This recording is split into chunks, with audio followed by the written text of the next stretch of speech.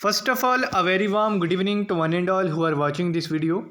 Hi everyone, this is Muhammad Ashik and I once again welcome you all in my YouTube channel Muhammad Ashik Khatana Official. Friends, I hope you all are doing good. Friends, आज की इस video में हम बात करने वाले हैं Jammu and Kashmir public service commission की तरफ से आई न्यू जॉब वैकेंसीज़ के बारे में। जी हाँ दोस्तों, यहाँ पर assistant professor librarian PTI in GCET in higher education department के अंदर यहाँ पर कुछ पोस्ट को यहाँ पर एडवर्टाइज़ किया गया है Jammu and Kashmir public service commission की तरफ से। तो गाइज़, उसी के रिलेटेड हम इस वीडियो में बात करने वाले हैं। कब से आप जो है इसके लिए अप्लाई कर सकते हैं, नंबर ऑफ़ पोस्ट जो है वो कितनी रहने वाली हैं, सभी आपको इस वीडियो में बताने वाला हूँ। कुछ ही दिनों पहले यहाँ पर Jammu and Kashmir public service commission की तरफ से assistant professor in higher education department में 38 सब्जेक्ट्स के अंदर यहाँ पर 285 वैकेंसीज़ आउट की गई थी, जिसकी लास्ट डेट को एक्सटेंड किया गया था। मैंने ऑलरेडी आपको अपडेट किया था। अभी भी उसकी लास्ट डेट जो है वो 10 अप्रैल 2023 रखी गई है। तो गाइज़, अभी यहाँ पर आज कुछ न्यू वैकेंसीज़ यहाँ पर देखने को मिली हैं असिस्टेंट प्रोफेसर लाइब्रेरियन पीटीआई की GCET in higher education department में। तो चलिए इसको हम डाउनलोड करते हैं और आपको डिटेल में बताते हैं कि कितनी वैकेंसीज़ यहाँ पर देखने को मिली हैं और कब से आप इसके लिए अप्लाई कर सकते हैं, लास्ट डेट क्या रहने वाली है, सभी डिटेल्स इस वीडियो में हम डिस्कस करने वाले हैं। तो गाइज़, आपसे गुजारिश है वीडियो को स्टार्टिंग से लेकर एंड तक ज़रूर वॉच करें।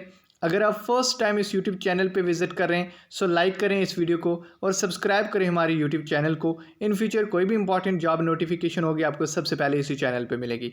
So without wasting much of the time, चलिए आज की ये वीडियो हम स्टार्ट करते हैं। सो गाइस, ये आप देख सकते हैं यहाँ पर Jammu and Kashmir public service commission की तरफ से filling up of the post of assistant professor librarian PTI in GCET higher education department union territory of Jammu and Kashmir. तो यहाँ पर notification number 11 PSC DRP of 2023 है और डेट की बात करें तो 5 अप्रैल 2023, यानी कि कल ही ये वैकेंसीज़ यहाँ पर JK PSC की तरफ से आउट की गई हैं। तो यहाँ पर इसके लिए आप जो है वो अप्लाई कर सकते हैं 5 अप्रैल 2023 से। लास्ट डेट इसकी यहाँ पर 4 मई 2023 रखी गई है। ठीक है गाइज, उसके बाद मिनिमम एंड मैक्सिमम जो एज है वो 1 जनवरी 2023 के अकॉर्डिंग कंसीडर की जाएगी। उसके बाद यहाँ पर आपको एडिट ऑप्शन भी दिया जाएगा। अगर आप कोई भी मिस्टेक कर देते हैं ऑनलाइन एप्लीकेशन फॉर्म में तो 5 मई 2023 से लेकर 7 मई 2023 तक आपको यहाँ पर एडिट ऑप्शन भी मिलने वाला है। तो गाइज़, अगर हम बात करें असिस्टेंट प्रोफेसर की वैकेंसीज़ की तो ये आप देख सकते हैं यहाँ पर पे बैंड की बात करें तो यहाँ पर लेवल आपको बताया गया है। यहाँ पर आप देख सकते हैं 15,600 से लेकर 39,100 प्लस AGP आपको 6,000 ये मिलने वाला है। तो असिस्टेंट प्रोफेसर की वैकेंसीज हैं, ये आप देख सकते हैं यहाँ पर GCET में, जिसमें आपको यहाँ पर सबसे पहले अप्लाइड साइंस एंड ह्यूमैनिटीज़ की आपको ओपन मेरिट की 3 वैकेंसीज देखने को मिलेंगी। टोटल नंबर ऑफ़ वैकेंसीज जो है 6 हैं। उसके बाद मैथमेटिक्स की आपको 1 वैकेंसीज देखने को मिलेगी। उसके बाद आपको यहाँ पर बायोमेडिकल इंजीनियरिंग की 2 वैकेंसीज देखने को मिलेंगी। बायोटेक्नोलॉजी इंजीनियरिंग की आपको 2 vacancies, food tech engineering and technology की आपको यहाँ पर 2 वैकेंसीज देखने को मिलेंगी। सिविल इंजीनियरिंग की आपको 8 वैकेंसीज देखने को मिलेंगी। कंप्यूटर इंजीनियरिंग की 3 वैकेंसीज देखने को मिलेंगी। कंप्यूटर साइंस एंड इंजीनियरिंग की 2 vacancies. Computer science and IT की आपको 2 vacancies. Electronics and communication engineering की आपको 4 वैकेंसीज देखने को मिलेंगी। इलेक्ट्रिकल एंड इलेक्ट्रॉनिक्स की आपको 2 वैकेंसीज देखने को मिलेंगी। इलेक्ट्रिकल इंजीनियरिंग की बात करें तो 3 वैकेंसीज आपको देखने को मिलेंगी। उसके बाद मैकेनिकल इंजीनियरिंग की आपको यहाँ पर 9 वैकेंसीज देखने को मिलेंगी। उसके बाद लाइब्रेरियन की पे लेवल 15,600 से लेकर 19,100 plus AGP RS 6,000 pre revise यही मिलने वाला है। लाइब्रेरियन की आपको 3 वैकेंसीज यहाँ पर देखने को मिलेंगी। उसके बाद फिजिकल ट्रेनिंग इंस्ट्रक्टर PTI की आपको यहाँ पर 3 वैकेंसीज देखने को मिलेंगी। तो टोटल नंबर ऑफ़ 52 वैकेंसीज यहाँ पर आउट की गई हैं इन 15 सब्जेक्ट्स में आपको यहाँ पर 52 वैकेंसीज देखने को मिलेंगी। तो ये मैंने फुल ब्रेकअप आपको यहाँ पर बता दिया कि कितनी वैकेंसीज किस सब्जेक्ट में कितनी वैकेंसीज रहने वाली हैं। तो अब हम बात कर लेते हैं इसके प्रिस्क्राइब्ड क्वालिफ़िकेशन की। तो गाइज़, इसकी जो क्वालिफ़िकेशन रखी गई है, जैसे मैथमेटिक्स है और सबसे पहले आपका एकेडमिक रिकॉर्ड, यानी कि आपकी अच्छा रिकॉर्ड होना चाहिए। एटलीस्ट आपकी PG होनी चाहिए, 55% मार्क्स आपके होने चाहिए। अगर आप किसी कैटेगरी से बिलोंग करते हैं तो आपको 50% मार्क्स जो है वो होने चाहिए। और फिजिकली चैलेंज विजुअल उनके लिए भी यहाँ पर 50% मार्क्स रखे गए हैं। तो उसके बाद यहाँ पर मास्टर की प्रायर टू 19 सितंबर 1921 से बाद की ही होनी चाहिए, उससे पहले आपकी यहाँ पर मास्टर डिग्री नहीं होनी चाहिए, वो लोग इसके लिए अप्लाई कर सकते हैं। या फिर उसके बाद or an equivalent grade in a point scale where grading system is applied at the master degree level in relevant subject from in India university or an equivalent degree from in accredited foreign university. Foreign university से भी आपने अगर किया है तो आप इसके लिए एलिजिबल हैं, ठीक है।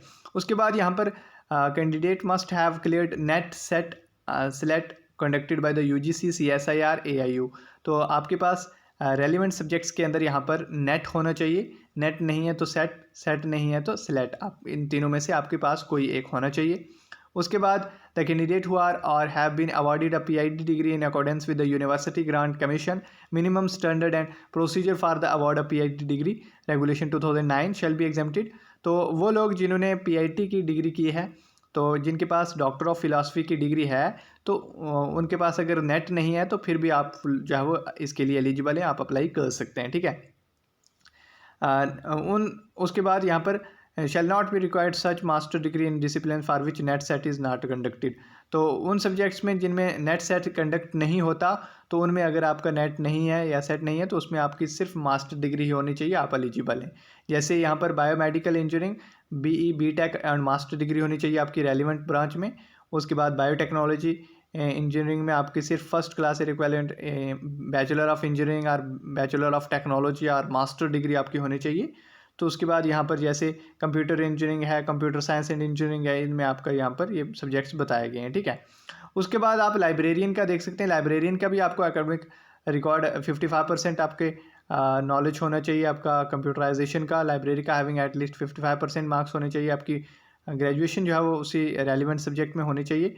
और उसके बाद आपकी मास्टर डिग्री होनी चाहिए library science, information science, documentation science या इक्विवेलेंट प्रोफेशनल डिग्री आपकी होनी चाहिए कोई भी इंडियन या एक्रेडिटेड फॉरेन यूनिवर्सिटी से, ठीक है।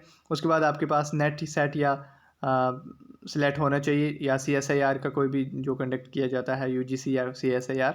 उसके बाद आपके पास अगर वही PhD डिग्री है तो आप को नेट सेट की ज़रूरत नहीं है, ठीक है।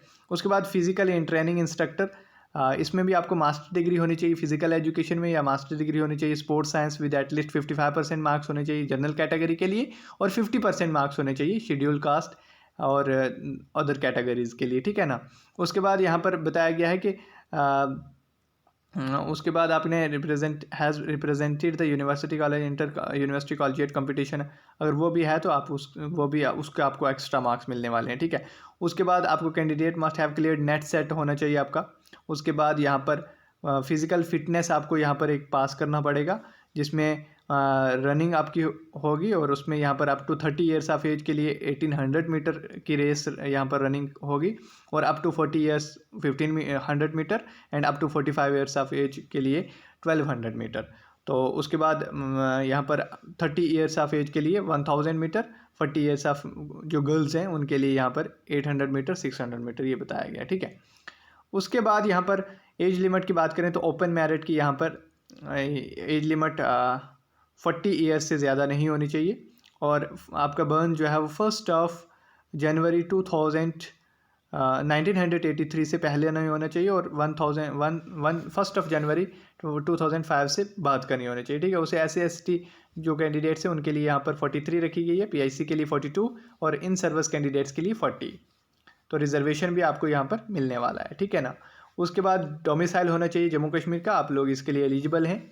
उसके बाद फ़ी आपके लिए 1000 जनरल कैटेगरीज़ के स्टूडेंट्स के लिए, और रिजर्व कैटेगरीज़ के लिए 500, ठीक है। और PIC जो कैंडिडेट्स हैं उनके लिए कोई भी यहाँ पर फ़ी आपको पे नहीं करनी है, ठीक है। उसके बाद क्या क्या डॉक्यूमेंट्स आपको अपलोड करने हैं, डॉक्यूमेंट जो मैंडेटरी हैं, जिसमें डेट ऑफ बर्थ सर्टिफिकेट होनी चाहिए आपके पास, डोमिसाइल सर्टिफिकेट होना चाहिए, ग्रेजुएशन डिग्री होनी चाहिए, PG डिग्री सर्टिफिकेट होना चाहिए, और नेट सेट सिलेक्ट PhD कोई भी है तो वो होना चाहिए, ठीक है। जो डॉक्यूमेंट आपको मैंडेटरी हैं, if claiming benefit under the category, आपके पास कैटेगरी है तो कैटेगरी सर्टिफिकेट, डिसेबिलिटी कैटेगरी है या फिर in service category sign by HOD होना चाहिए, ठीक है। उसके बाद यहाँ पर following document for which the candidate is claiming weightage as per Jammu and Kashmir business and procedure rules 2021, इसमें MPhil certificate along with result notification, PhD degree, NET SET, तो ये आपको यहाँ पर ये भी आप देख सकते हैं, ठीक है।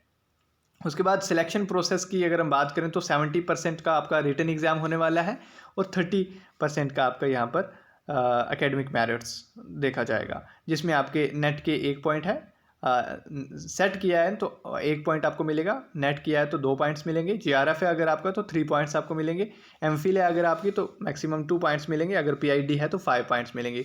टोटल मैक्सिमम पॉइंट्स जो है वो आपको 8 पॉइंट्स ही मिलने वाले हैं, ठीक है ना। उसके बाद यहाँ पर स्पेशल एट्रीब्यूट रिसर्च में अगर आपने कोई थीसिस वगैरह या कुछ आपका पेपर पब्लिश हुआ है, कोई बुक पब्लिश हुई है रेलिवेंट डिसिप्लिन में, तो आपको यहाँ पर 2 पॉइंट्स एक्स्ट्रा मिलने वाले हैं।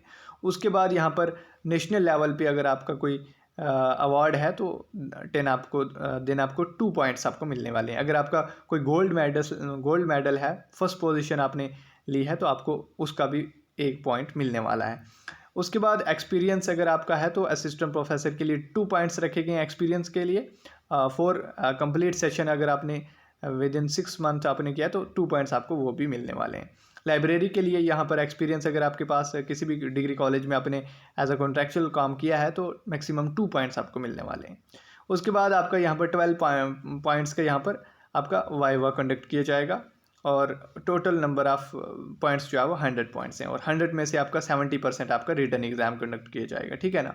तो फिज़िकल फिटनेस टेस्ट भी ये बताया गया है कि कैसे कैसे आपको यहाँ पर रनिंग करनी है, जो फिज़िकल ट्रेनिंग इंस्ट्रक्टर के लिए, उनके लिए भी यहाँ पर 70 पॉइंट्स हैं रिटन एग्ज़ाम के। 1 पॉइंट है आपका स्लेट का, नेट का आपका 2 पॉइंट्स हैं, जीआरएफ के 3 पॉइंट्स हैं, एमफिल के 2 पॉइंट्स हैं, पीआईडी के 5 पॉइंट्स हैं, post doctoral minimum 1 year 1 point है, ठीक है ना। उसके बाद अगर आपका स्पेशल एट्रीब्यूट्स है, कोई रिसर्च है, पेपर है, तो फर्स्ट सेकंड या करस्पॉन्डिंग ऑथर तो आपको 2 पॉइंट्स मिलने वाले हैं। नेशनल स्टेट अवार्ड अगर आपके पास है तो 2 पॉइंट्स, आपको मैक्सिमम 3 पॉइंट्स। तो अगर आपके पास गोल्ड मेडल है तो आपको 1 पॉइंट मिलने वाला है। एक्सपीरियंस आपने किसी कॉलेज में पढ़ाया है तो आपको 2 पॉइंट्स मिलने वाले हैं। कंप्लीट सेशन आपने 4 कंप्लीट सेशन आपके होने चाहिए, 6 मंथ से कम नहीं होना चाहिए, ठीक है ना। उसके बाद कोचिंग कैंप कंडक्ट किया अगर आपने नेशनल लेवल पे तो 1 पॉइंट आपको वो भी मिलने वाला है। उसके बाद डिस्टिंक्शन अगर आपने स्पोर्ट्स में ली है तो आपको 1 पॉइंट उसका भी मिलने वाला है और इंटरव्यू आपका यहाँ पर 10 मार्क्स का कंडक्ट किया जाएगा, 100 पॉइंट्स आपका रहेगा, ठीक है ना। ऐसे जो है वो सिलेक्शन प्रोसेस आपका रहने वाला है। तो रिटन एग्जामिनेशन का और short listing candidate for interview यहाँ पे बताया गया है। तो written examination specified under rule 45 जो निकाला गया था, ऑब्जेक्टिव टाइप आपका written exam with negative marking आपका यहाँ पर कंडक्ट किया जाएगा और कैंडिडेट को शॉर्ट लिस्ट किया जाएगा इन द रेशो 1:3। उसके बाद यहाँ पर पैटर्न सिलेबस जो है वो आपका यहाँ पर रिटन एग्जामिनेशन सिंगल पेपर आपका 3 आवर्स का रहेगा, कैरिंग 120 मल्टीपल चॉइस क्वेश्चन रहेंगे। सिलेबस जो है वो आपको नोटिफाई कर दिया जाएगा। तो गाइज़ ऐसे जो है वो इसके लिए अगर आप एलिजिबल हैं तो आप जो है वो अप्लाई कर सकते हैं। ये थी आज की एक इम्पॉर्टेंट जॉब नोटिफिकेशन जो आपके साथ डिस्कस करना बहुत ज़रूरी था। तो जिन्होंने ऑलरेडी अप्लाई किया है असिस्टेंट प्रोफेसर के लिए 38 सब्जेक्ट्स में, तो उनका जो सिलेबस है रिटन एग्ज़ाम का वो 10 अप्रैल 2023 के बाद आपको कभी भी यहाँ पर साइट पे देखने को मिल जाएगा। जैसे ही आपका सिलेबस आता है तो आपको ज़रूर अपडेट करूँगा। तो फिलहाल की यही इन्फॉर्मेशन आप तक शेयर करनी थी। Hope you like the video. Thanks for watching my video. अगर वीडियो आप सबके लिए हेल्पफुल है तो वीडियो को लाइक करने के साथ साथ चैनल को जरूर सब्सक्राइब करें आने वाली इंपॉर्टेंट अपडेट्स के लिए। सो गाइस मिलता हूँ नेक्स्ट वीडियो में, तब तक के लिए अल्लाह हाफिज़।